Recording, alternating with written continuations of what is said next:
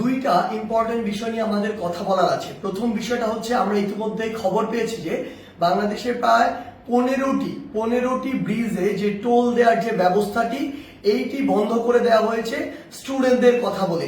আমাদের জায়গা থেকে স্পষ্ট বার্তা, এটি রাষ্ট্রের একটি যে আয়, এই আয়ের একটি অংশ এই ব্রিজগুলোতে যে টোল দেওয়ার বিষয়টি। সো কেউ স্টুডেন্টদের কথা বলে হোক, বৈষম্য বিরোধী ছাত্র আন্দোলনের কথা বলে হোক, এই নামের অপব্যবহার করে কেউ বাংলাদেশের কোথাও ভুলে এই কাজ করবেন না।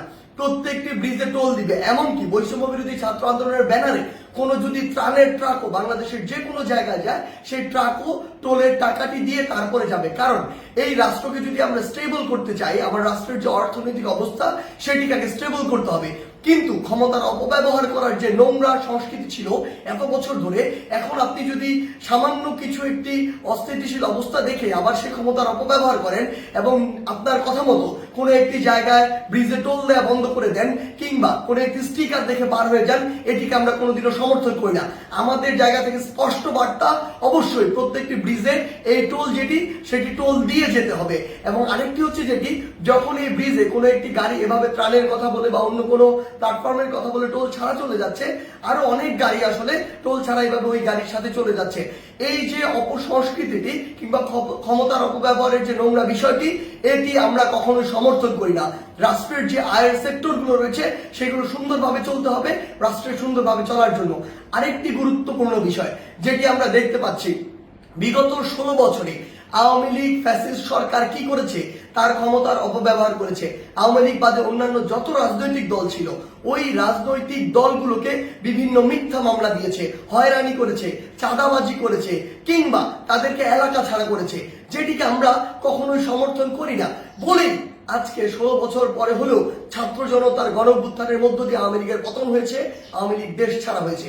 কিন্তু আজকে যদি এই গণঅভ্যুত্থানের পরেও আমরা দেখি অন্য কোনো একটি দল বা অন্য কোনো একটি দলের নেতাকর্মীরা ঠিক একই কাজটি করে, তাহলে আপনারা এই আওয়ামী লীগ থেকে কি শিক্ষা নিলেন? একটা জিনিস মনে রাখবেন, আমরা আসলে এই নির্যাতকের পরিবর্তন চাই না, আমরা এই নির্যাতনের যে সিস্টেমটি সেটির পরিবর্তন চাই। আমাদের জায়গা থেকে স্পষ্ট বার্তা, আপনাদের চোখের সামনে স্টিল জ্বলন্ত অনেকগুলো উদাহরণ রয়েছে, সেগুলো থেকে শিক্ষা নিন, না হলে জনগণ আপনাদেরকে আস্থা করে নিক্ষেপ করবে। আমরা যেন এটি না দেখি যে কাউকে আবারও মিথ্যা মামলার ওই চক্রটিতে যেতে হচ্ছে, কাউকে আবারও কোনো দোষ ছাড়া বিনা দোষে ঘর বাড়ি ছাড়া করা হচ্ছে, ঘর বাড়ি ভেঙে দেওয়া হচ্ছে কিংবা তাদেরকে নির্যাতনের শিকার করা হচ্ছে, কিংবা আমরা শুনছি দেশের বিভিন্ন জায়গায় একটি চাঁদাবাজির নতুন চক্র গড়ে উঠছে। আমরা আপনাদেরকে স্পষ্ট করে বলতে চাই, আমরা আমাদের জায়গা থেকে বৈষম্য বিরোধী ছাত্র আন্দোলন এই সকল ক্ষমতার অপব্যবহারের বিপক্ষে, এবং আমরা এগুলোর বিপক্ষে সবসময় কথা বলে যাব।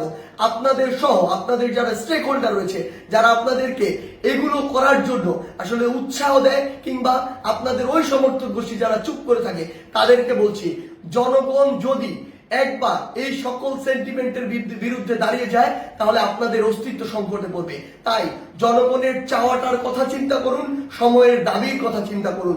যদি আপনার নাম ভাঙিয়ে কিংবা আপনার কেউ একজন রুট লেভেলে এই কাজগুলো করে, দিন শেষে ব্লেম কিন্তু আপনার উপরেই আসে। সো এই জিনিসটি মাথায় রেখে পুরো বাংলাদেশে এই যে নতুন আরেকটি 16 বছরের যে বিভিন্ন চিত্র ছিল, উদাহরণ ছিল, সেগুলোর যে নতুন আরেকটি এক্সটেনশন কেউ তৈরি করছে নতুন করে কিংবা নতুন আরেকটি সংস্কৃতি কন্টিনিউ করার চেষ্টা করছে, আমাদের জায়গা থেকে স্পষ্ট বার্তা, আমরা এটি সমর্থন করি না। এবং আমরা অন্তর্বর্তীকালীন সরকারকে স্পষ্ট করে বলতে চাই, আইন শৃঙ্খলা রক্ষাকারী বাহিনীর মাধ্যমে, বিচার বিভাগের মাধ্যমে যারা এই মিথ্যা মামলা থেকে শুরু করে চাঁদাবাজি, নির্যাতন, হয়রানি, ঘরবাড়ি ভাঙচুর এরকম কোনো কিছুর সাথে জড়িত, তাদেরকে স্পষ্টভাবে আইনের আওতায় আনা হোক। বৈষম্য বিরোধী ছাত্র আন্দোলনের পক্ষ থেকে কিংবা ছাত্র জনতার পক্ষ থেকে এর প্রতি পূর্ণ সমর্থন রয়েছে। ধন্যবাদ।